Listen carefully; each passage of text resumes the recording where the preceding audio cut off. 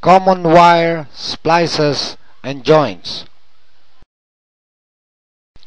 Wire conductors must be properly joined or spliced in order that electricity will flow normally to the circuit. The prerequisite of wire splicing and jointing is that it should be mechanically strong and electrically secured.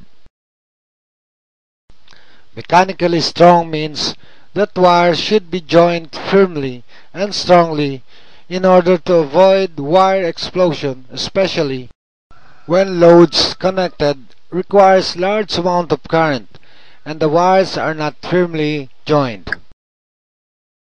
This is an example of a mechanically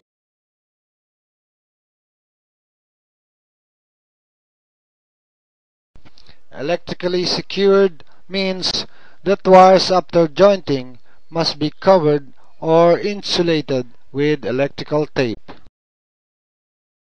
This is how spliced wires are insulated with electrical tape to avoid accidentally touching the bare wire and receiving electrical shock.